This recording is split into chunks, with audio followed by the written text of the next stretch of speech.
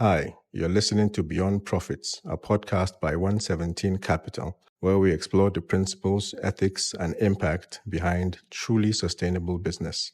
In a world driven by profit margins, we are shifting the conversation, diving into value-based leadership, non-interest finance, and the evolving role of ethical investing.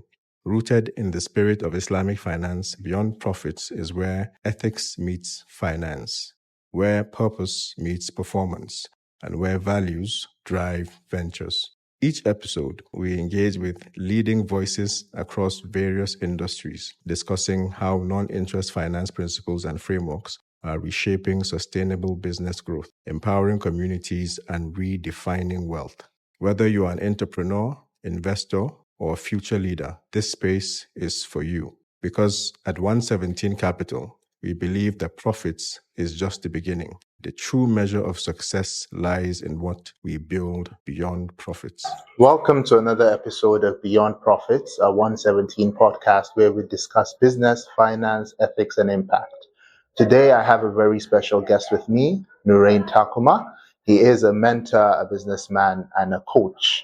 He runs a boot camp called the Titans Boot Camp, focused on mentoring young boys and teenagers to become impactful and better people in societies. And he also runs a legacy project, a podcast aimed at impacting people's lives to be better in society as well. Thank you very much for joining us, Mr. Nuri. Thank you for having me. We are focused today on something very important in society, which is mentoring young individuals to grow and impact societies. Today, we're in a time where people or the young generation seems to be scattered around a lot of things. We have a lot of things we want to do. We have a lot of things we want to achieve, but we kind of need tailored guidance and mentorship to put us on the right path, not to make mistakes to make mistakes, but learn from those mistakes and become, more impactful and beneficial to people. So Nurain, alhamdulillah, runs this project, not a podcast, right? He runs this project, the Titans Bootcamp, for young teenagers from what age to what age? 13 to 18. 13 to 18. That period where your head is sparking. When I was 13, I was a big dog.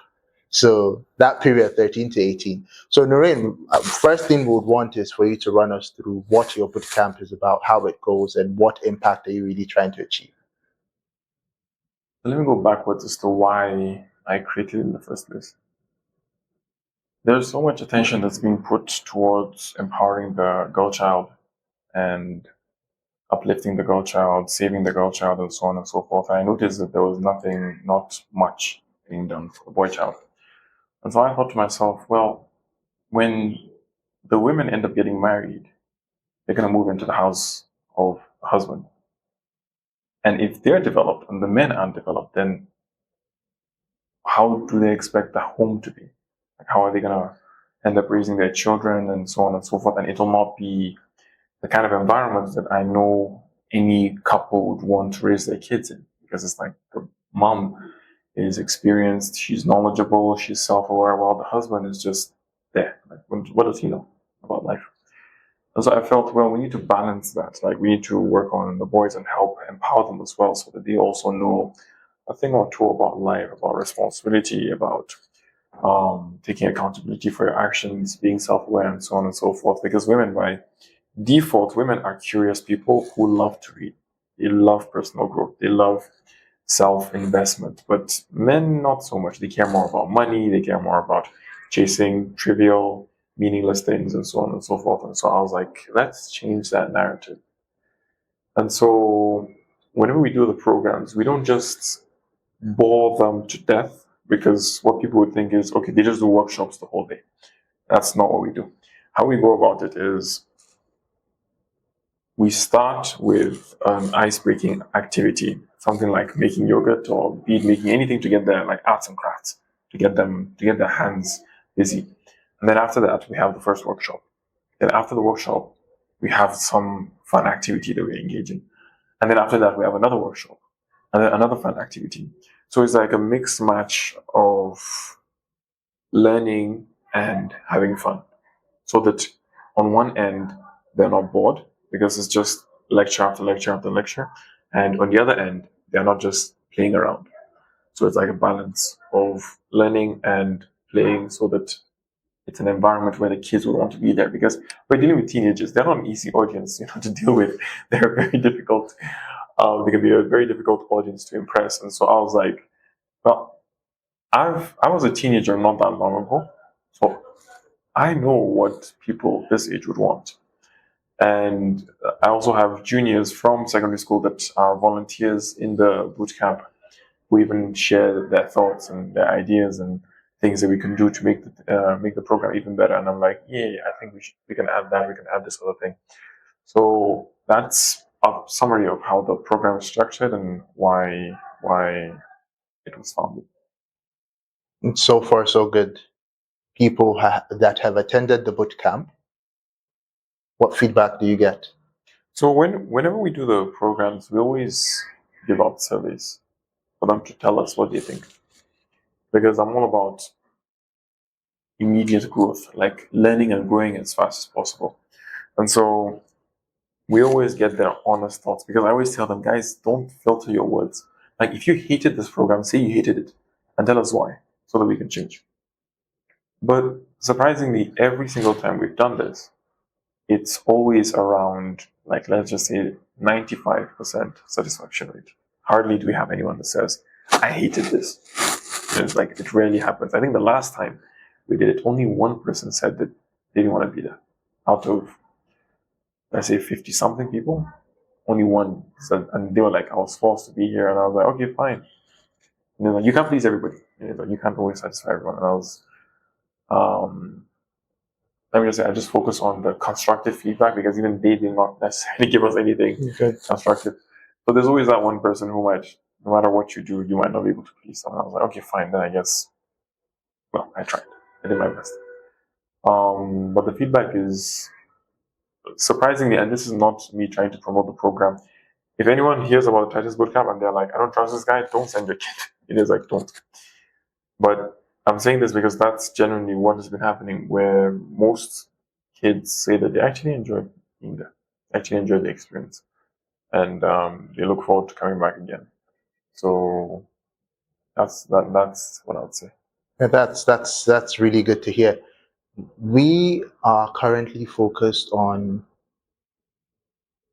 continuous mentorship, putting these people on a path where up until when they become adults, there is a clear pipeline on, okay, this is how we should do it, this is how we should grow. So the boot camp, is it, the Titans boot camp, is it just come to a boot camp, it's done? Are there any follow-ups afterwards with those individuals who have been to the boot camp before to see, okay, is there a plan, a certain growth plan, or is it, okay, you've been impacted and then yalla, bye-bye? So it's a great question, because I was talking to my team about that, and it's actually it has that structure of just being a one-off, and then waiting until another like 3-4 months, and then having another one, and then waiting another few months, and then having another one. And I thought about it, and I was like, this isn't really making the kind of impact I would want it to make. Like, I actually asked myself, so Nurain, you're saying after this one session, that's it. They're gonna have to wait until 3 months from today or 4 months from today to learn again.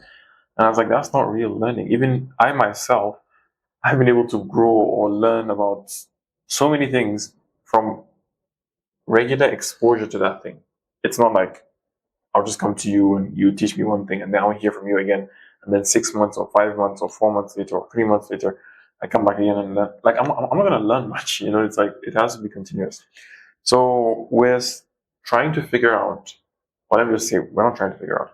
We're creating a structure to ensure it's not just a one-off, and there's a way to make it more continuous for the boys. And so I was telling my team that the next one we're going to do, we're not going to do it like we did the previous one. Like, it can't be like the last one, where it's like just a one-off and then halas, goodbye, I myself don't like it like that. Because yes, the program can be profitable, but if you're making profit but you're not making an impact, what are you doing? I didn't like that. Like, even as a founder, I was mad at myself for only doing it in a way that is like a one-off. It's like, yeah, the parents aren't dumb. Like, they can see the results because the kids live in their house. And if they don't see their kids changing or improving in any way, why would they send their kid back again? And the way the Titans bootcamp is structured is in a way that we try and get repeat customers, because it's one of those businesses that you can get repeat customers. It's not like you just come here once and then never see you again. So let's just say we're making progress in figuring out how to make it more of a community and rather than a one-off program. That's I would say that's like a great move. Trying to make it a community, like you said, and then individuals within this community grow up together, not necessarily together, but you get what I mean. They grow up with a goal of what they're trying to achieve over time when they become adults. The next question I would have is with regards to the conversations that happen with these young boys. Are there any conversations around business and finance? Like, okay, when you ask, because when I speak to some teenagers, there's a conversation around, I want to make money. Like you mentioned, boys are bothered with those kind of things. So do you guys have conversations around money? We do. And actually invited brother Nuruddin Lemu, my uncle, who came to talk about financial literacy. And basically he was teaching them how to be smart with their money. Because they don't know how to make money, they don't know what to do with the money, even if they made it. Most likely they will spend it on rubbish. Like, if you give a teenager $1,000 or 100,000 naira or a million naira, I'm pretty sure they'll just spend it on nonsense. Like, they don't really know what to do with it. So there are conversations that I'm having with them. I personally haven't given a talk on just making money, because I feel I'm still understanding how money works to some extent. Not that I'm not making money, I am making money. I'm an entrepreneur doing my own thing, but I'm still learning like so much. I'll test theories out. I'll realize I was very wrong about certain things when I thought I was right. Like, I would approach it thinking, I know what to do. But when I do it, I realize I did not know what I was doing. Like, I was completely wrong about it. And there's so much more for me to learn that I've avoided personally talking to them about money. And instead, I'll just recommend resources like books, courses, like take these courses, rather than coming to me to teach you, because I'm still trying to understand how it works and how to go about it. So that's what I'd say when it comes to money. But yeah, they are quite curious about it, and I always like to refer them other resources, because I think when it comes to advice giving, the best person to give you advice is the person who has the results you want, not the person that you're related to, or not your best friend, or not somebody you just see on stage. It's like, do they have the life you want? Have they gotten the results you want? If they haven't gotten it, why are you asking them for advice? Like, it doesn't make sense. You wouldn't ask an obese person advice on how to get fit, right? It doesn't make any sense. So that's the kind of mentality I have, where I would say, okay, meet these experts, or read books on these experts, or watch the videos from these experts, while I'm still learning and figuring out how to go about it. And then when I figure things out, when I have a better understanding of how things work here in Nigeria, then I would teach what I've learned so far. But the reason why I'm saying here in Nigeria is because the people who have taught me, not sat me down, but the people I've learned from when it comes to making money are foreigners. They're usually Americans or Australians, maybe a British, like British. So it's like, they're not Nigerians. Like, I haven't, when I came back to Nigeria, I was like, I thought all these ways that these people taught me how to make money applies here, but then I realized that Nigeria is a completely different economy from the US, from the UK, from the Australian. We have a different economy, and we don't have the kind of money that they have over there. So of course you'll find someone selling a course for like $1,000 or $2,000. try that here, you're really going to struggle.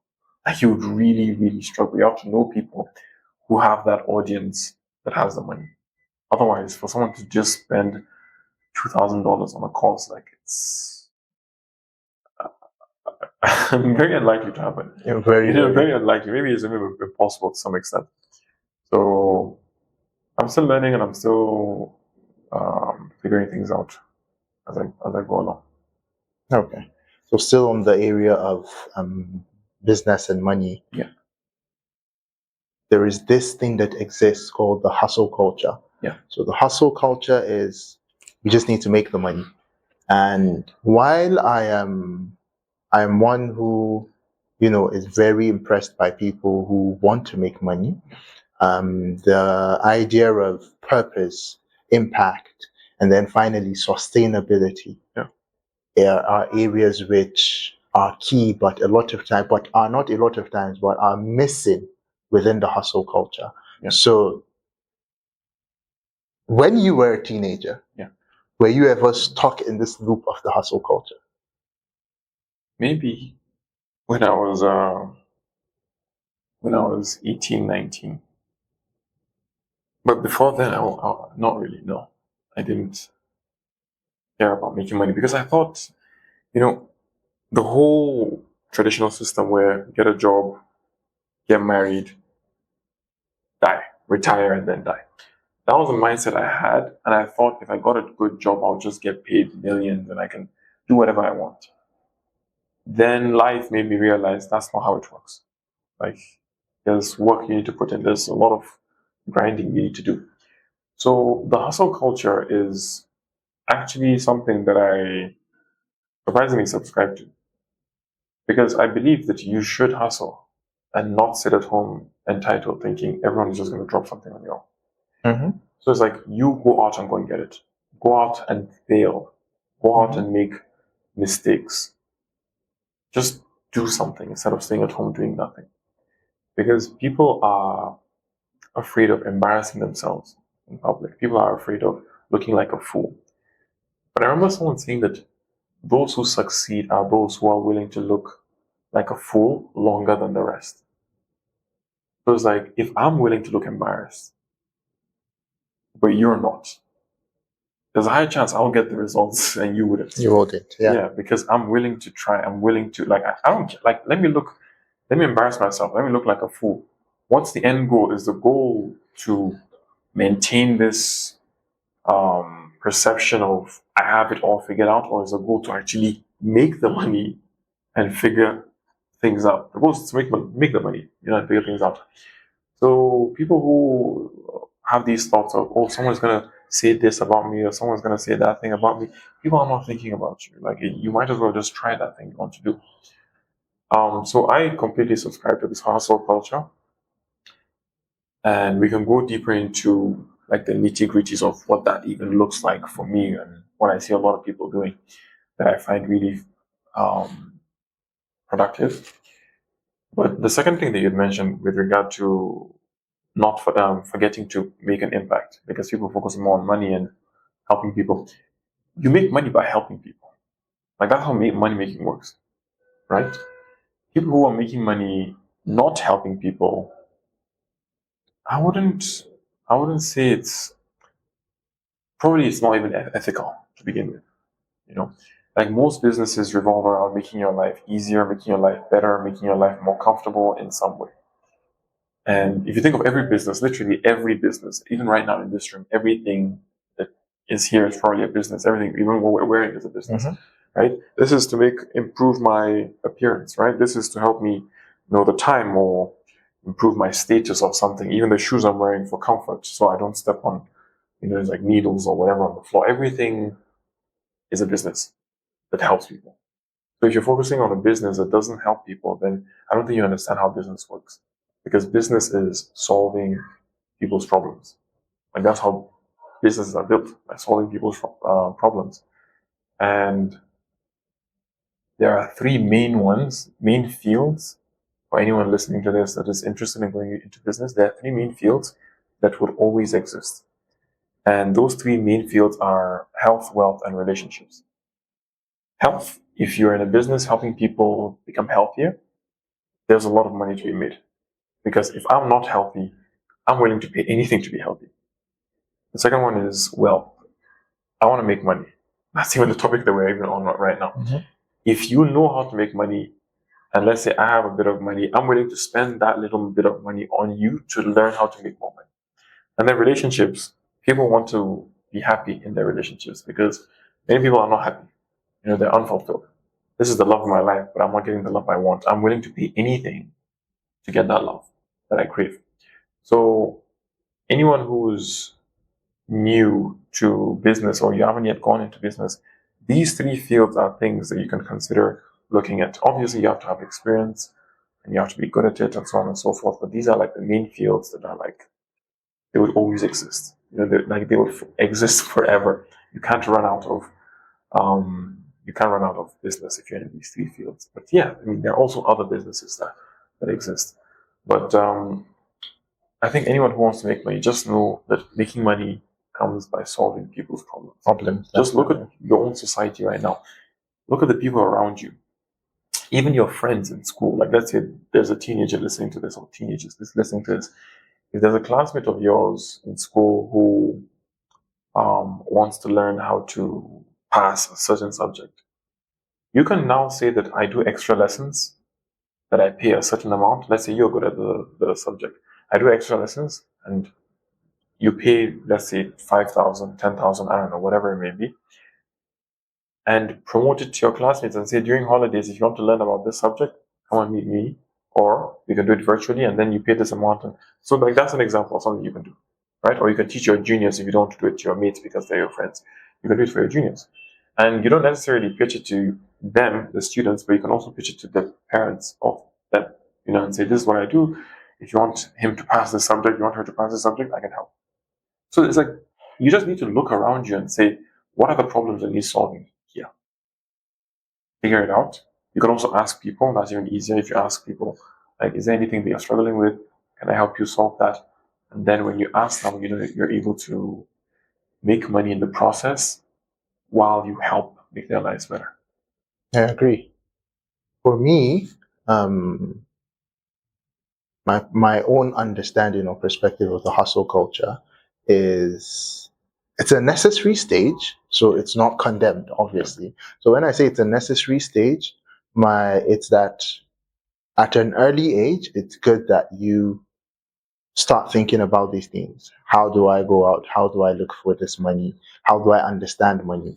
So this stage, you would definitely go out, try a lot of things. You will do plenty things. There's somebody who said there are people who sell everything, right? They post cars on their status today. Tomorrow it's a dress. Next tomorrow it's diffusers. They sell everything, and for me, that phase is the hustle culture phase, which is I just need the money to come in. I need to put it out, and it's fine and okay, but it's a stage that needs to pass to me. So it's a stage that you would use this stage to learn the market, build relationships and all, and then the next stage is now you creating structured solutions. So structured solutions are now very intentional, right? Um, Me looking for who to sell a car to is like, if the reality is, if I don't if I don't get to meet this rich guy that buys it, he will still walk into any of the car dealerships and buy it. So, and probably I might even have like a small markup on it, so I might charge him even more. So at the end of the day, I'm not really solving his problem per se, because his solutions are always there if he wants to get. But I'm just telling him, buy from me, and probably hope to get that commission over it. Fine, you've made the money. Structured solutions now is, I have been doing this dealership for a while. How can I now have my own dealership? Probably my own dealership has um, car experts, People who can now say, okay, if you buy a car from us, anytime you have a problem, you can reach out to us because we understand all the cars we sell very well. So you don't need to now go out looking for another mechanic and all. We can fix that for you. And then the person now says, okay, this is the field I want to grow in. And then over time, I want to possibly um, deal directly with the producers of these cars to make my imports. And how do I make how do I make your life as a car owner better? And that's structured. So that's my own understanding of how one should, and then it's also sustainable, right? And that's my own understanding of how one should build wealth, because you start from the I just need to make this money. I need to understand it, whatever. And in that phase, that's where you're going to fail a lot. But you fail a lot, you come back up. And then the next phase is now structured. You are now a 20-plus-year-old man. You've understood a lot. You've built a lot of. You've understood the industries you've worked in, and you've now picked one niche or a couple of niches that you want to develop, and then you create structured solutions, put proper structures of business behind it. And these proper structures of business very important, because that's the only way it's sustained. And then you can kind of project that for every single day there will be money coming in, because you might be running still on the car theme, for example. You might be running that. You're good with your sales and all, money is coming in, but if you go a month without selling a car, there's a problem, right? So, but if you've created a dealership, even if it's a small one, for example, it has its account, it has its books, you as the owner has a salary, and you can now say, okay, even if you don't sell this month, you will make a salary. You know that, okay, we need to, but you are not, as an individual or people who are together with you, suffering. So over time, so my what I'm trying to drive at is that individuals, especially the people, stay in that hustle only phase for way too long, and they don't ever think about building. And at the end of the day, if you do not build, for me, is that you as a hustler would always service people who have built, or most times, depending on what industry you are. If you're an industry that is the products you're offering are very pricey, you would service people who have built. And then over time, let's say in the next 10 years, you would service hustlers who moved out of the hustle phase to build and have now built, and you will service them as well. But the problem there is that you at some point might not be their go-to every time. Why? Because they might just go to other hustlers who have also built systems that work for them. So so I feel like the hustle culture is meant to be a phase. I mean, yeah, I agree that you have to have a bigger picture as to whatever business you build. And that's where the topic of creating systems comes into place. Because if you don't have a system in place, you're going to burn yourself out. And even for me, I had to, because usually what they say is you either delegate, have someone hire people to help you with this thing that you're doing, or you create a system that's, if you don't have the money, for example, to delegate to other people or hire people. And for me, creating systems and delegating, I even do both. Because I have a system which works for me, is like to do the business that I'm doing. And there's also the delegation. I think I might need to delegate more because let me just say, I overthink hiring people. But yeah, I agree. Okay, now I understand what you mean when you said the hustler phase and the hustle culture, where it's like people are just focusing on making money and not focusing on the bigger picture and building something sustainable for themselves and building an actual business. They're just focusing on, the next bag. Next deal that comes. The next deal, yeah. So if you do that, then you'll be trapped in a race, or you'll be like, kind of like a car. What's the saying? A car stuck in a roundabout with no exit, because you're just trapped. You're like on a hamster wheel. Right? You just keep going round, around, around, making no progress whatsoever, and then you'll be unfulfilled, and then you'll burn out. Because it's like, even if you made a ton of money, whatever amount, 5 million, a million, or whatever, you would still be thinking to yourself, I need to go and do this again. It's like I haven't created a system to allow me to even rest. I need to do this again and again and again. And at some point, you might be like, oh no, this is not sustainable for me. So creating a system would actually help manage all the stress that comes with the hustle, and getting a team as well to actually help you reduce all the it's like the burden that you have on your back. So yeah, I agree with that mentality. Yeah. How much do you think your circle influences this growth that we're talking about? The people you choose to surround yourself with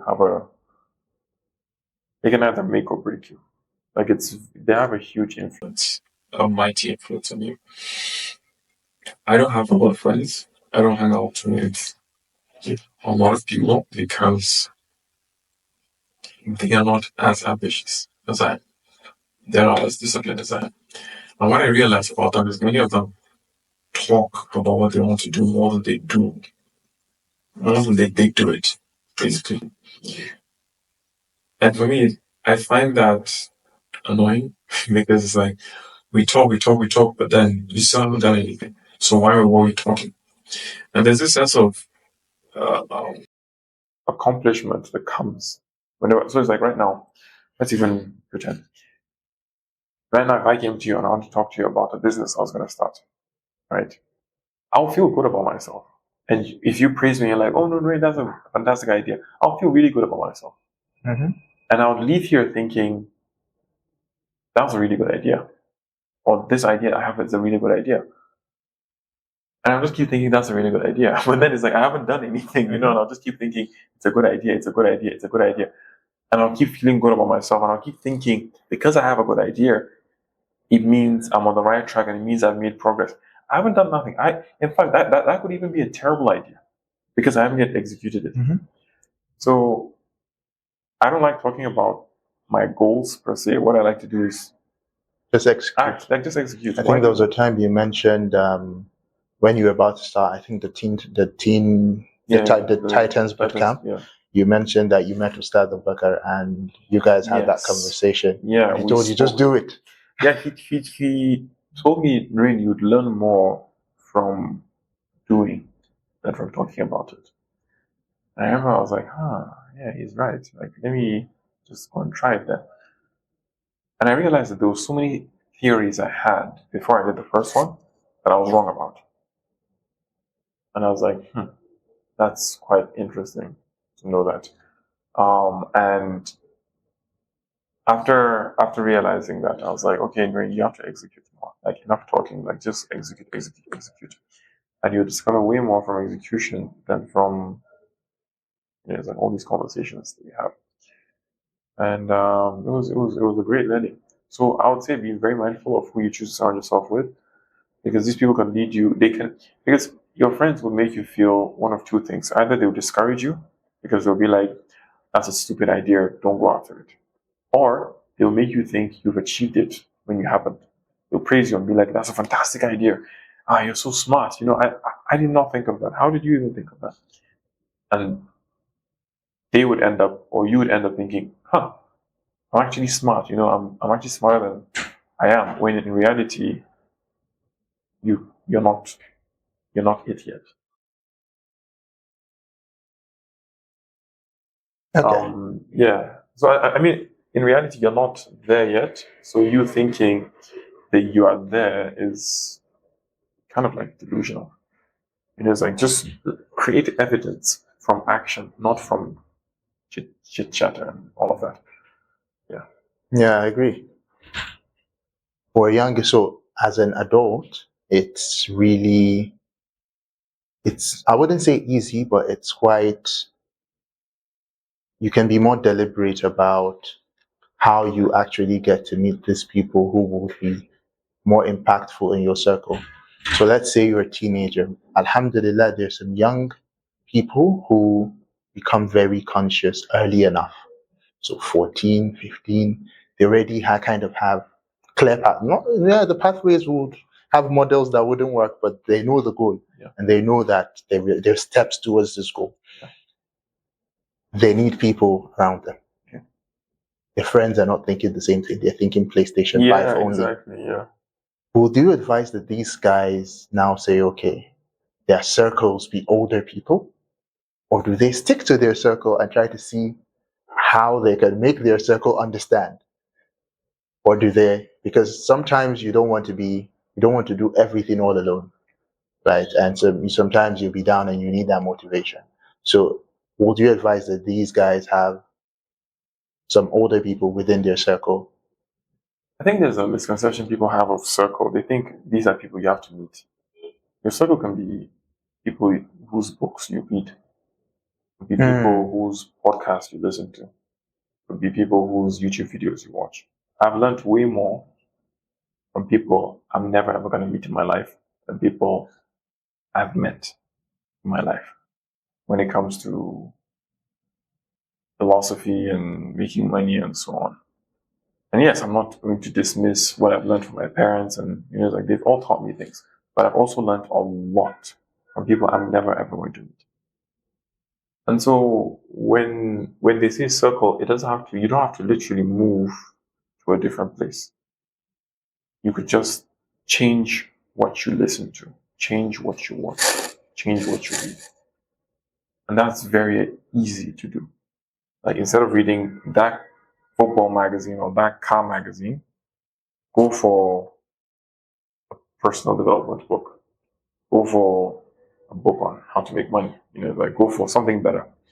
Atomic Habits, $100 million offers. Like these are just different books. It's better for you to read those books than for you to read any magazine about whatever it may be. Even what you listen to, instead of listening to songs, listen to podcasts. Instead of watching Mr. Beast on YouTube or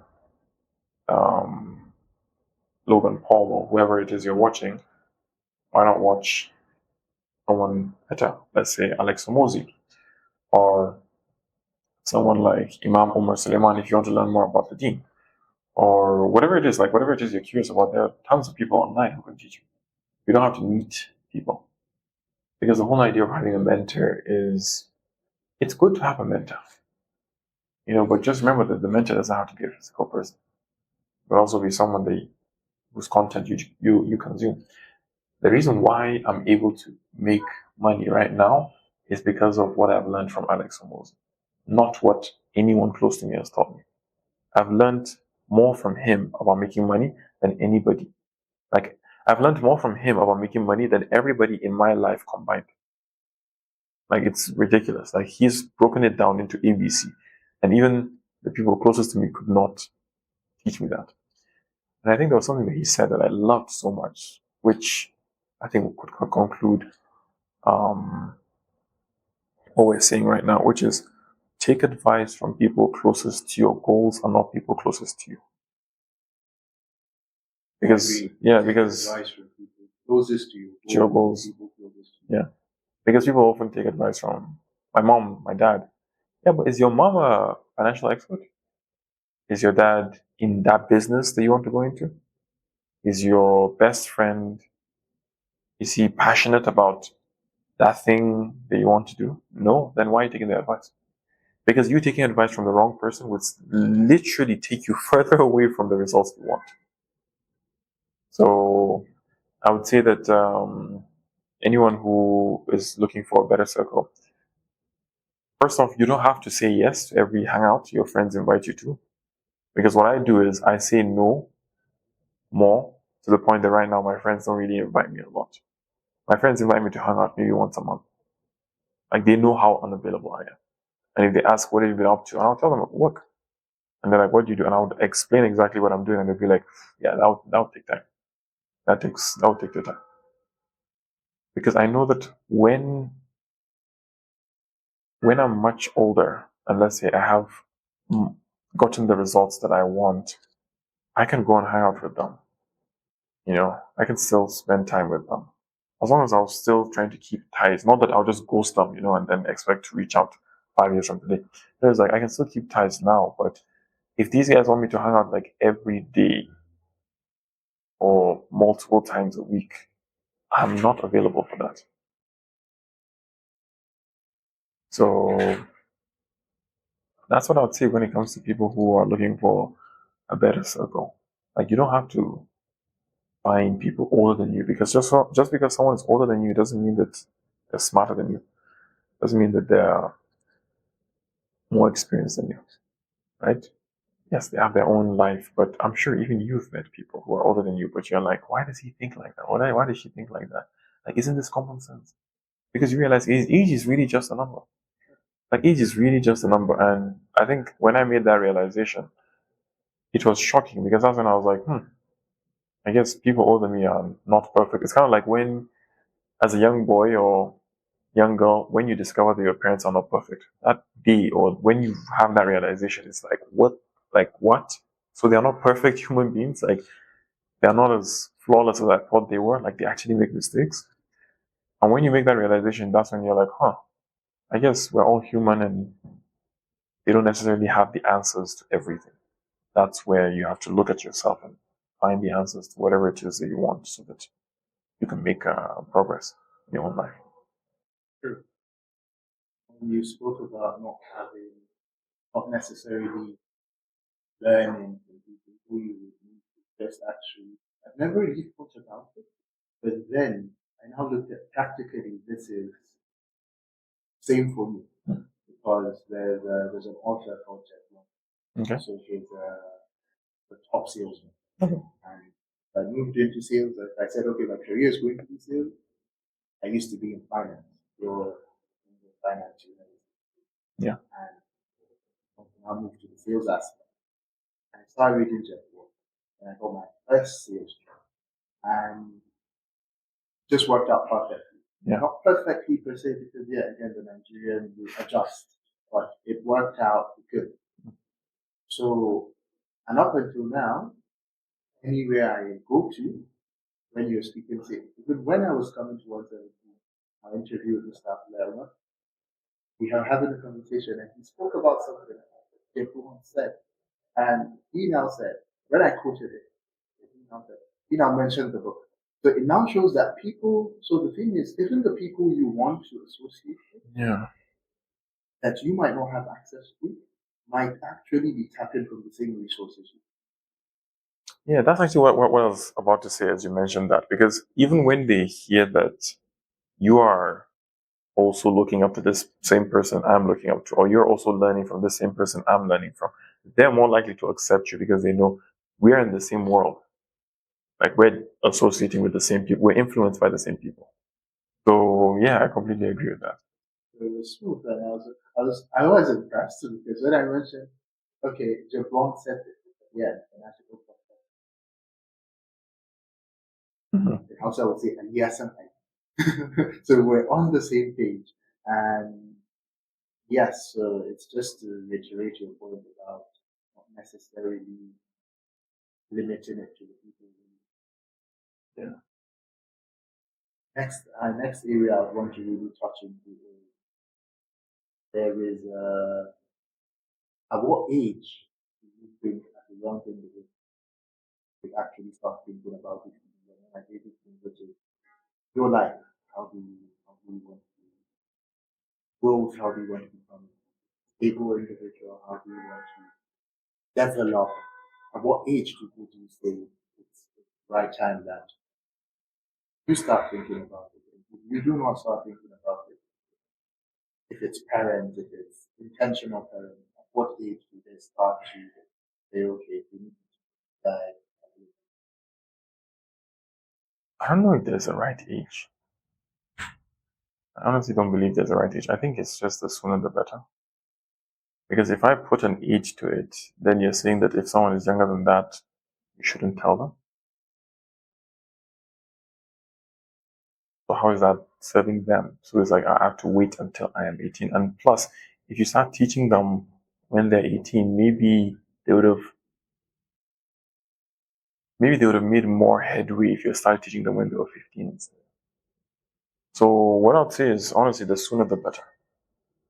For them to learn about these things. Like, if you're a teenager and you're listening to this episode, I would just say learn what you need to learn right now. Don't wait for a certain time. Don't wait until you're much older. Like, even me right now, I try to learn as much as I can right now instead of waiting until a certain age. Because there's no age that like I won't say I'm going to learn about the dean when I'm 30. I'm not going to say I'm going to learn about a certain topic when I'm this age. Why not just learn it now, so that when you're at that age, you either fully grasp the topic, or you grasp a lot about the topic. So I don't think there's a right age, to be honest. I just believe the sooner the better. Like there's a saying that goes, the best time to plant a tree was 20 years ago. The next best time is right now. I feel the best time to learn about life and philosophy and personal growth and finances many years ago, but the next best time is right now. So I don't think there's any point in waiting. I agree. This has been a very impactful episode. Asking, when is the next? So there's one coming up in August 2nd, and that's an Umrah tour in collaboration with Kalam Tours. So that's Ustaz Abubakar, founder of One Ummah. He's also the founder of Kalam Tours, and we'll be collaborating with him, and we'll be going for Umrah, inshallah. So that should be the next one. We'll be there for like 8 days, I believe. Yeah, somewhere around 8 days. And yeah, I'm really looking forward to that. Yeah. The young teenagers watching, look forward to it. Tap them. Going to Umrah, it's your first experience, and going with guidance, people who show you the gems around what you experience is way more impactful. And I would highly recommend. Thank you very much, Nurain, for coming to topics on the podcast. And for our viewers, subscribe on YouTube, subscribe on Spotify. Make sure you share. And until we meet again,